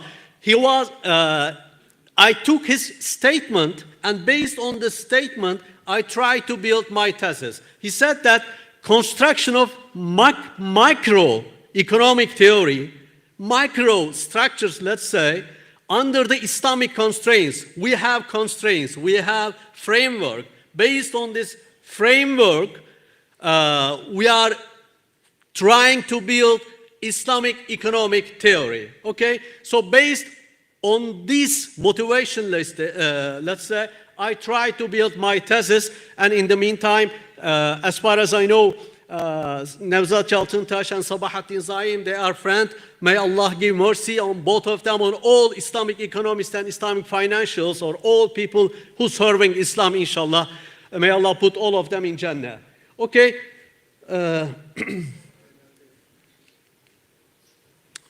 These are the problem statements. We know that today we have interest-bearing transactions. It's very normal. The mindset is very normal according to capitalist people, because interest is not, I mean, you cannot escape from interest. You must use interest, they say so. And this is a risk transfer, in fact. Interest, when you give someone a loan with interest, you are transferring your risk. And it is very well defined in the Quran, in the Surah Rum, Ayah 39, okay? Because you are giving money to other people so that the ownership is transferring to that people, and you are expecting a fixed return in his ownership. Okay, this is not just that. It is a crystal clear definition which is mentioned in the Quran. Anyway, so this is the one problem of today's economics. The second one is unjust income distribution. We are complaining about unjust income distribution today. There is poverty everywhere. There are some people, a few people who have money, let's say, who are very rich, and they are getting richer. This is another problem. And the third one is competition. As Brother Braz said, it is our mindset is adapted to this assumption. We need to compete. Compete, okay, to some degree it is tolerable. We need to, of course, competition is important. But today, in Western world, throat cut competition is taking place. I have to eliminate the competitor so that I need to maximize my profit, okay? And so risk transfer, unjust income distribution, and market inefficiency, competition, which is causing market inefficiency. I took these as problem statements to build my framework in the thesis. Okay, this is the hypothesis, as I said, okay, risk sharing finance, we are proposing, because in Islam we say that, okay, we are sharing the risk, and I try to prove that, okay, this dynamic within the market will increase cost efficiency for the firms. And the other one, okay, how are we going to overcome unjust income distribution? I offered partnerships, multi-partner companies, conglomerates, let's say, okay, to distribute, let's say, capital, to distribute income over large segment of society, because this is very basic problem of the capitalist system today.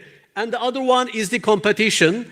Competition, in fact, is making, okay, it is, as I said, tolerable to some degree, but it is making the market inefficient.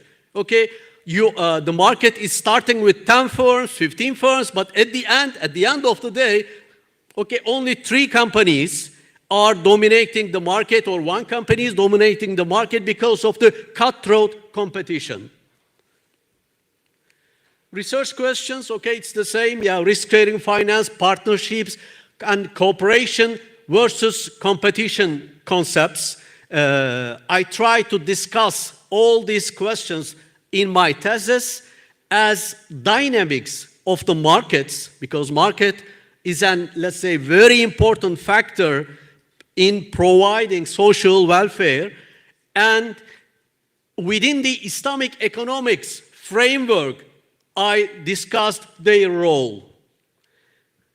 Okay, the objectives of the study, as I mentioned, we will use, let's say, risk-sharing mechanism through partnerships, so that we will have cost efficiency, and we will have income distribution efficiency, and using cooperation instead of competition, or I discussed it in my thesis, brotherhood-based competition, let's say, not cutthroat competition. If we use this kind of model, we will have market efficiency. Okay, this will increase social welfare of the society. Okay, the limitation of the study, it's a theoretical study. I offered an organizational structure, multi-partner companies. Think of it as a Islamic banks, let's say, but it's not a bank. It is a firm. It will be. So the, let's say, practical reflection of the thesis will be the multi-partner companies. We can revive. We can construct these multi-partner companies so that many people with small savings can be partner of this company, and the company, the shirkat, let's say, there will be a musharaka agreement between the customers and the company, so that the company will perform many, let's say, investments ranging from construction to trade, let's say, to agriculture, and then the profit will be distributed. Okay. So the methodology, okay, I used computational model, math model, Lagrange function to prove the cost efficiency mechanism. I used Python, again, to prove cost efficiency using average cost and marginal cost. And then it is in fact a theoretical analysis, as I mentioned. So this is the conceptual framework. Okay, this is very important. Interest-free financing, partnerships. Interest-free financing is causing cost efficiency. Partnerships is causing just income distribution, and cooperation is causing market efficiency. These are the market dynamics. Through markets, they are contributing to social economic welfare positively. Okay, this is the structure of multi-partner companies. I try to organize the structure of such a company, some auditing mechanism, what will be the role of the government to audit this company, independent auditing mechanism, Sharia board within this company. Okay, and this is again, okay, let's. Conclusion, okay, this is the conclusion. Risk-sharing dynamic and cost efficiency. In the thesis, I discussed if we use risk-sharing mechanism, we will have cost efficiency, okay? And partnership dynamic, if we use partnerships and the implementation of this partnership is multi-partner companies, if we apply, because it is applicable, we experienced this kind of companies in the times of 19th in Türkiye, so we can revive it. I propose these partnership companies, and they will provide income distribution efficiency. And the last one, cooperation dynamic instead of competition, cutthroat competition, and it will provide market efficiency. Thank you. Yes. Thank you very much. Thank you very much, Dr. Nouri. This was a powerful presentation to bring us all awake again, and let's continue with our next speaker, who is talking generally about the use of istijrar contracts as financing model for Islamic banks in Turkey. Let's welcome Safiya Sina Baytin, coming from Marmara University.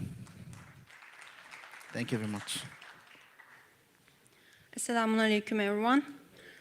My name is Safiya Sena Baytan Gürler. I'm an MA candidate at Institute of Islamic Economics and Finance in Marmara University. And also I've been working for a participation bank in Istanbul for slightly more than a year now as a Sharia compliance specialist. It's not the official title, but it's basically what we do in practice. Today I will present the research conducted by me and my professor Saim Kayadibi in Marmara University as my supervisor, titled as Use of Istijrar Contract as Financing Model for Islamic Banks in Turkey. In this research, we prefer the term Islamic banks due to its global usage. So instead of the participation banks, so every time I say Islamic banks in Turkey, it will refer to the participation banks in Turkey. So the purpose of this paper is to offer a standardized financing model of istijar contract for Islamic banks in Turkey. We have 3 parts in this presentation. First, I will introduce the background of the research. Second, I will mention the literature, what has been discussed in this issue. And I will mention the practice in global context and also in Turkey. And the last one is the proposed model section. I will briefly mention about the model that we developed for the Islamic banks in Turkey. So here we have the Murabaha financing model for Islamic banks. As all you know, Murabaha financing is the most known and most used model for financing in Islamic banking. And if someone wants to buy a house or a car, it is easy and practical for both the customer and the Islamic bank. However, in cases when the customer needs to purchase goods, raw materials continuously and repeatedly, the process may be challenging for both parties in terms of both operation and Sharia compliance. For example, the customer may benefit from the product at the stage before the stage of the subject matter's ownership transfers to him. So this may create a Sharia compliance risk. To find a solution, we don't need to go so far. The answer is in our tradition, which is called veresiye. Just like the istijar contract, in veresiye practice, the seller keeps the record of the amounts regarding the sales, and offer and acceptance step isn't practiced as usual. The customer can benefit from the goods as soon as possessed without mentioning the price and making the payment. To draw a fix and frame model for istijar, we did a literature review and compared the existing practices in both global context and Turkish practice.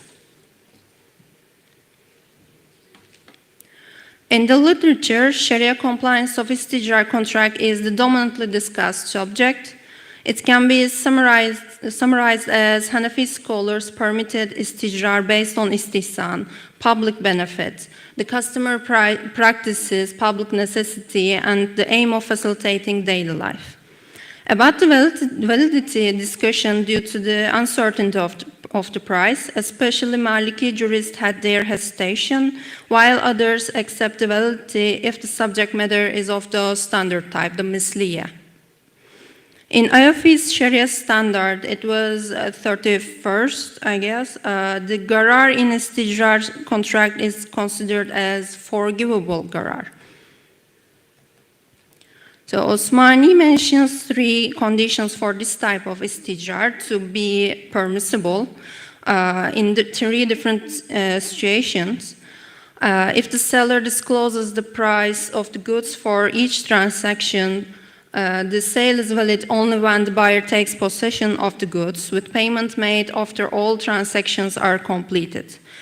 The second one is if the seller does not disclose the price each time, but both parties understand that the goods are sold at a market value. The third one is if the price is unknown at the time of possession, or if the parties agree to flexible pricing arrangement, the sale may be still valid, he says. So beside of the discussion on Sharia compliance, the price determination in istijar contract is discussed in existing literature. One specific suggestion by Ubaidullah is about istijar with khiyar al-shart, options with conditions, which is combination of 2 different models settling the price according to the preset thresholds, conditions, and average market price, the Asian options and barrier options. And moreover, Kadir condensed and summarized 3 different options for determination of the price, as leaving the price determination to the market, or to the seller, or to the agreement between the parties at the time of settlement. After the discussion in the literature, we compared the practice of istijrar in global context. I will not go into details for each one of them, but it can be seen that in most cases, istijrar contract is offered as an alternative to other contracts such as murabaha and tawarruk, and offered as an import financing product.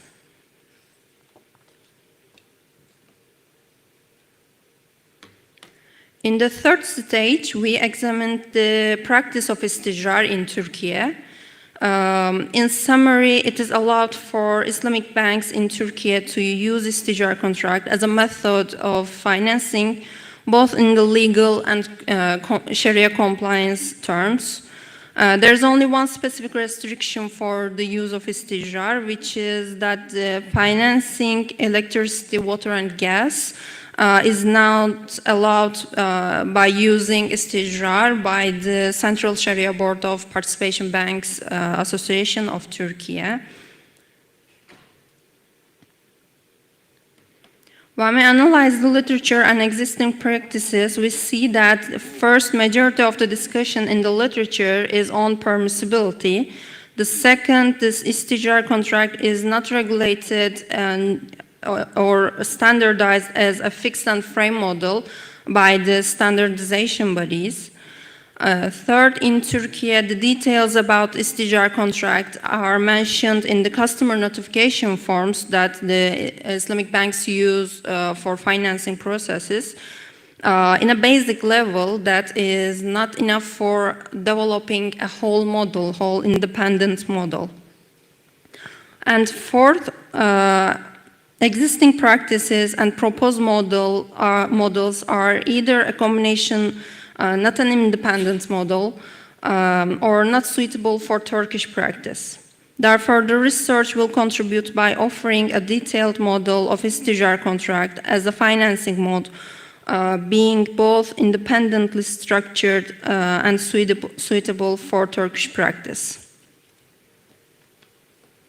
In our model, we added the Islamic bank as a party into the classical istijrar contract, which resembles verisiye tradition. As you can see, there are dotted lines, not only the usual line.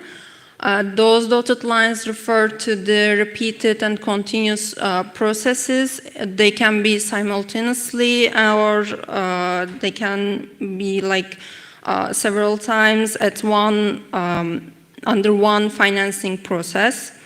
The process starts as murabahadu until the Islamic banks appoints the customer as an agent. After that point, the process is no longer linear, as I say. It can be simultaneously and multiple times of purchasing. So the customer purchases goods at different points of time period, and the price is determined between the Islamic bank and the customer when the due date has come for each transaction. In the research paper, we discussed the details of each step. However, I will not mention all of them here for the time concerns.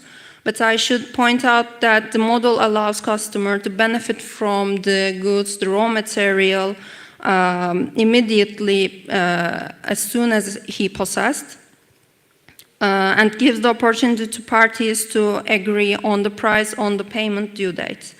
Because the subject matter is standard type, the price determination doesn't create disadvantages for neither side. In conclusion, I can say that it is important to bring a method rooted in our culture into the modern banking system. Hopefully, this model facilitates the process for Islamic banks to finance the needs of customers who conduct businesses in production and trade, which contributes to the real economy in Turkey. And as it is mentioned in the previous session, that this is from our culture. This model is known by the people, so it can be a very productive and beneficial for the Islamic banks in Turkey to finance the real economy, the small and also the big businesses in production. Thank you. Very much. Thank you very much, Safiya. And it is always seen that Islamic finance has still a lot of areas to be discovered, a lot of contracts, a lot of methods, financing products, and approaches to go through, which is creating the full potential of Islamic finance and economy in the whole world. Now, this leads us with the last speaker we have today, who is coming as well from Marmara University to talk to us about Islamic finance and the sustainable development goals, convergences and divergence of targets. Welcome with me to the stage, please, Ibrahim Al-Azraq. السلام ورحمة الله وبركاته.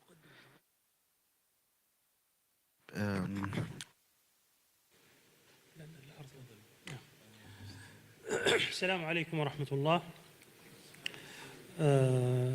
أشكر الجميع على الحضور، وأشكر كذلك قمة البركة على تنظيم هذه الفعالية، وأشكر كذلك موسيف وجامعة مرمل على تقديم لهذا العرض مع وجود كفاءات عديدة جدا. الموضوع التمويل الإسلامي وأهداف التنمية المستدامة، اشتراك المقاصد وافتراقها. I will produce this presentation in Arabic. In the end of the presentation, I can give a brief or summary in English, or Mr. Mu'taz can do that. الموضوع يتعلق بالتمويل الإسلامي وأهداف التنمية المستدامة، اشتراك المقاصد وافتراقها. الغرض الرئيس من هذا الموضوع هو فحص مدى توافق أهداف التنمية المستدامة مع مقاصد الشريعة الإسلامية، هل هي متوافقة، تتقاطع، يوجد تعارض أو لا. والقضية الهدف الكبير ضمن هذا العمل هو تقديم نموذج يمكن من خلاله قياس هذا التوافق من عدمه بدقة، لا يكون الكلام مرسلا بغير براهين، لكن بصورة علمية نقيس هذا التوافق أو الاختلاف بين الشريعة وبين أهداف التنمية المستدامة. والخلاصة التي وصلت إليها الدراسة هي أن الشريعة الإسلامية ومقاصد التمويل خاصة، مقاصد التمويل اللي هي المقاصد الخاصة بالتمويل في الشريعة الإسلامية تتفق في مساحة واسعة جدا مع أهداف التنمية المستدامة. بل مقاصد الشريعة الإسلامية ومقاصد التمويل الإسلامي لا يفي بها التمويل التقليدي في خدمة أهداف التنمية المستدامة. التمويل التقليدي هو عبارة عن تمويل استثماري، وهذا جانب أو صايد واحد من أقسام التمويل الإسلامي. التمويل الإسلامي مجال أوسع، فيه المجال الخيري، والمجال الخيري نفسه أنواع. لذلك لابد أن نبين هذا المفهوم. التمويل الإسلامي هو توفير الموارد المالية والاقتصادية، وهذا أي تمويل يجتمع في هذا المفهوم، توفير الموارد المالية والاقتصادية. لكن يشترط التمويل الإسلامي أن يكون النشاط مباحا، وكذلك أن تكون طرق التمويل مباحة.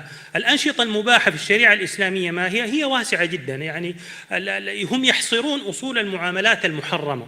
أول من ابتكر هذا التقسيم في نظري هو ابن رشد الحفيد في بداية المجتهد ونهاية المقتصد، ثم تبعه الناس، القرافي، ثم ابن تيمية، ابن القيم، ثم جاء الشاطبي بعد ذلك.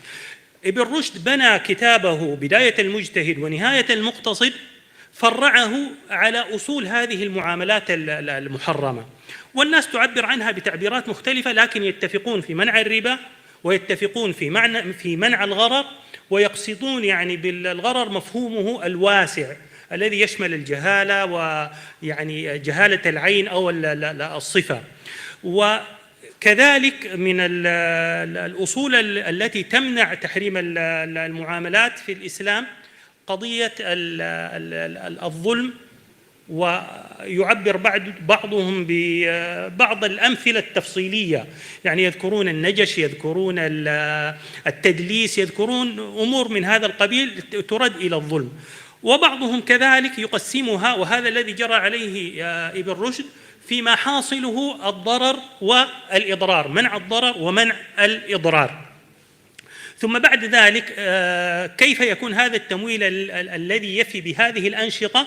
يكون عن طريق عقود فيها انتقال ملكية أو عقود فيها كسب ملكية بنوع من الجهد والعمل البدني.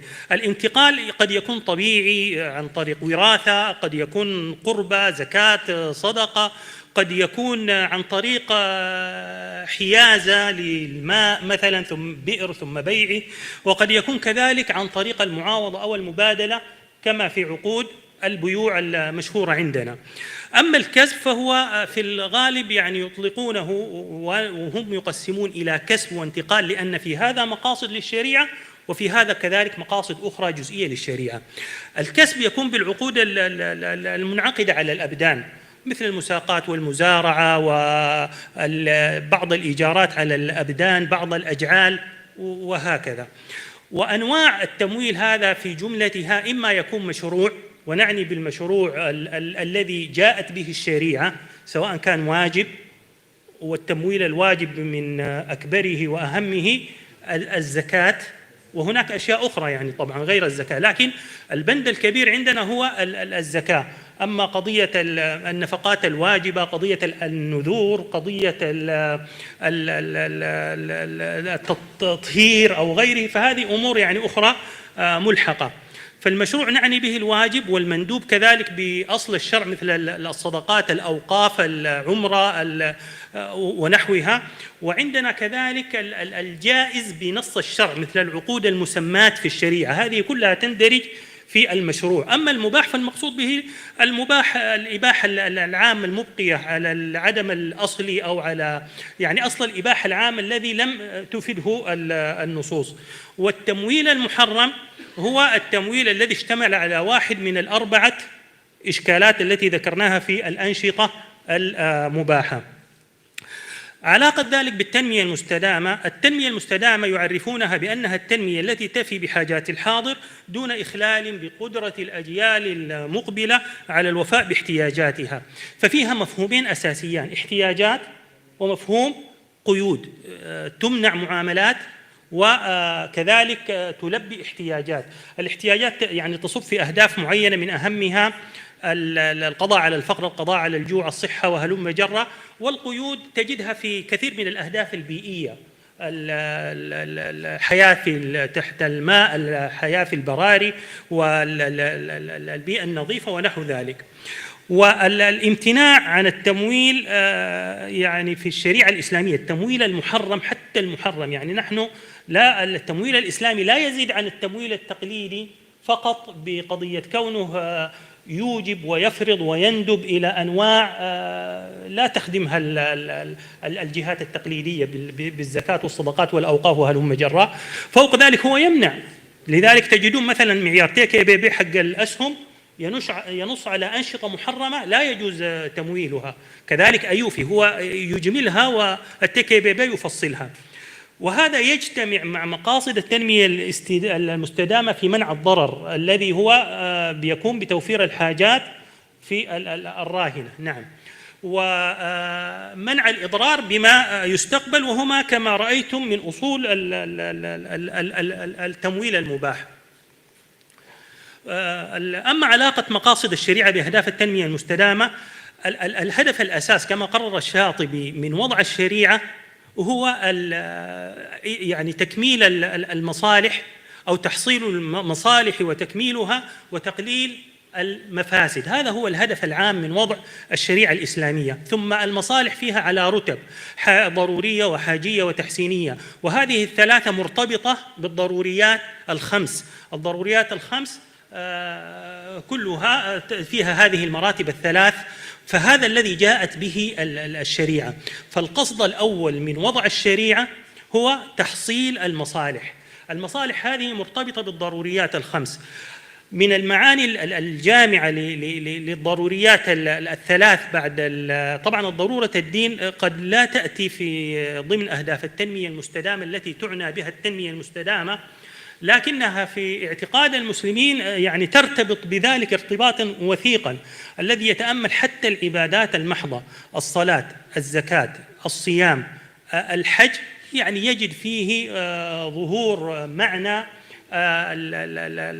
المصالح الدنيوية التي ترعاها تلك الأهداف بجلاء. يعني الصلاة فيها من الاجتماع والشراكات والتعارف، والزكاة فيها كذلك من البذل المالي ما هو واضح وتسد به كما سيأتي يعني حاجيات وضروريات كثيرة جدا. كذلك الصيام في قضايا الصحة، كذلك الحج الله عز وجل يقول يشهد منافع لهم. لكن نبه الآمدي على أن حفظ النفس يعني يلزم من حفظ العقل وحفظ المال وحفظ النسل. فالذي يتأمل أهداف التنمية المستدامة يجد أن حفظ النفس يتصل اتصالا مع حفظ النسل بأكثر من 10 أهداف يعني بادية أمامكم. كذلك حفظ المال قد يكون متعلق ببعض هذه الأهداف دون بعضها، بالذات التي تمس العمل اللائق والاستهلاك والإنتاج المسؤول وعقد الشراكات وكذلك الطاقة النظيفة. هناك أهداف أو هدف وحيد يقل تعلقه وهو الهدف الخامس من أهداف التنمية المستدامة، يتداخل في الحقيقة مع مقاصد الشريعة الإسلامية لكنه لا يتطابق، هناك نسبة مقدرة من التوافق الجزئي. فهذا الهدف الأول من وضع الشريعة تحصيل المصالح. من مقاصد كذلك الكلية للشريعة الإسلامية وضع المكلف تحت أحكام التكليف، ومن أهم مقاصد هذا الغرض استدامة العمل، يعني استدامة العمل واستدامة العمل في الشريعة الإسلامية في حياة المرء وكذلك بعد وفاته. لذلك يعني شرعت الأوقاف، ونحن نرى في الواقع أوقافا لا نعهدها في الدول الأخرى أو الحضارات الأخرى. نتكلم عن أوقاف وعمرها يزيد عن 1400 سنة، مثل بئر روما التي حفرها عثمان، عين زبيدة نقص 200 سنة و1200 سنة نحن نتكلم عنها.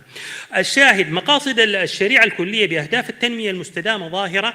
الزكاة الآن في بعض التقديرات وبعض الأبحاث تزيد على 3 تريليون، عندنا حسب إحصاءات الأمم المتحدة 670 مليون تحت خط الفقر، يعني دون $2.15. لو وزعت هذه المبالغ وحصلت بكفاءة لقضت على هذه المشكلة وقضت على مشكلة الجوع ومشكلة الصحة. الأوقاف تشير تقارير بنك التنمية الإسلامي إلى أنها في العهد العباسي والعهد الأموي كانت تمثل 60% من الخدمات المجتمعية، وكذلك هي تخدم يعني جملة أهداف. هناك مقاصد خاصة للشريعة في الأموال تكلم عنها ابن عاشور، والناس بعد ذلك أخذتها يعني عنه، لكن هو من ابتكر تقسيمها. لكن هناك زكوات وهناك تبرعات، لكل منها مقاصد مختلفة مؤداها تزكية النفس وسد حاجات المجتمع وخدمته. هناك مقاصد أخرى للتمويل الاستثماري أو التمويل الجائز الذي يعني يتفق مع بعض أهداف الشريعة الأخرى أو لا يتعارض، وإن كان لا يخدم أغراض الشريعة في الأموال، ومؤداه كل ما فيه عمارة الأرض والتحفيز للعمل والإنتاج. النموذج الذي وضع لقياس هذه توافق الأهداف التنمية المستدامة مع مقاصد الشريعة هو الذي أمامكم. أتينا بالهدف، كل هدف وضع له نموذج فصلت فيها الأهداف الفرعية. أنتم تعلمون أن مقاصد التنمية المستدامة 17، لكن لكل واحد من هذه الأهداف أهداف فرعية تارجتس، ولكل تارجتس توجد إندكس أو إندكسز. هذه المقاصد أو الأهداف الفرعية 169 هدف مع المؤشرات 230، فقيست على نحو هذا النموذج. يعني مثلا القضاء على الفقر المدقع لجميع الناس في كل مكان له علاقة بأهداف الشريعة العامة كما رأينا في أول العرض، وهو كذلك يتفق مع المقاصد المالية الإسلامية، وكذلك يعني لا يتعارض. وعدم التعارض ينشأ عندما لا تكون هناك يعني لا يكون هناك اتفاق كما في التارجتس نمبر 4 نجد هناك يعني عدم اتفاق وهناك نوع من التعارض، لأن شأن الضمانات وفي بعض القضايا الجزئية كالميراث أصلا لا يتعلق بالمالية الإسلامية، يتعلق بتشريعات، يتعلق بأمور أخرى. خلاصة نتيجة هذه النماذج أن القضاء على الفقر مثلا لا يتعارض بنسبة 85%، وهناك 15% لا نقول إنها تتعارض، لا، لكن 15% قد لا تتعلق بالمالية، تتعلق بتنظيمات، تتعلق بتشريعات، تتعلق بأمور أخرى. القضاء التام على الجوع لا يتعارض، من أكثر الأهداف انسجاما، كله التارجتس والإندكسز تبعه تتفق مع الشريعة الإسلامية.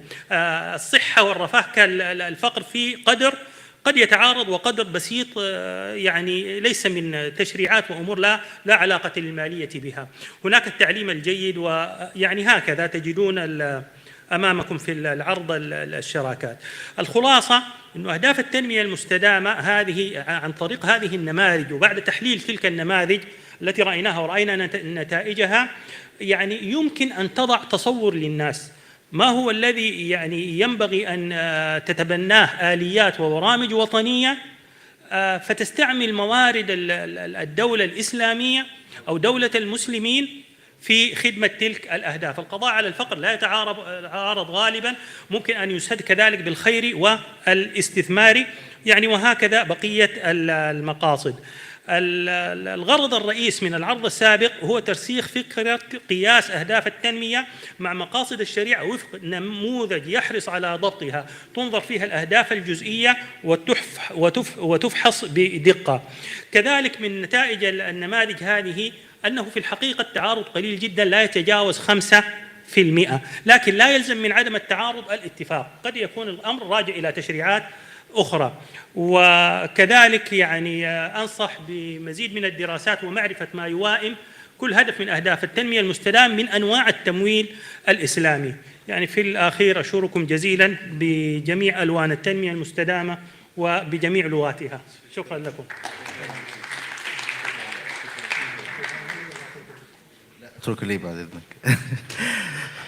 شكرا جزيلا لك إبراهيم على هذا الطرح المميز، وبالتأكيد جميعنا نتفق أن أهداف التنمية المستدامة حتى وإن كانت صيحة خرجت مؤخرا إلا أن مغزاها وأصلها وبالذات فيما يتعلق بالاقتصاد الإسلامي يستمد الاقتصاد الإسلامي هذه المبادئ وهذه الأهداف أصالة من مقاصد الشريعة الإسلامية ومن مصادر التشريع الإسلامية، وما يخرج منها وما يخرج من فقط يعني صيحات جديدة لجذب بعض الأموال أو توجيهها إلى بعض أوجه الاستثمارات لا يتعارض مع الاقتصاد الإسلامي ولا مع مبادئه، بل إنه ينشئ أصالته ويعزز من قيمته.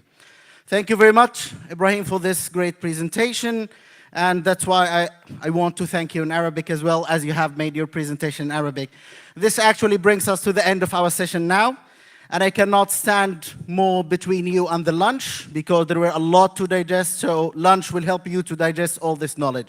But before we end this, I would like to express special thanks to Saleh Kamil Islamic Economics Award for actually supporting this session.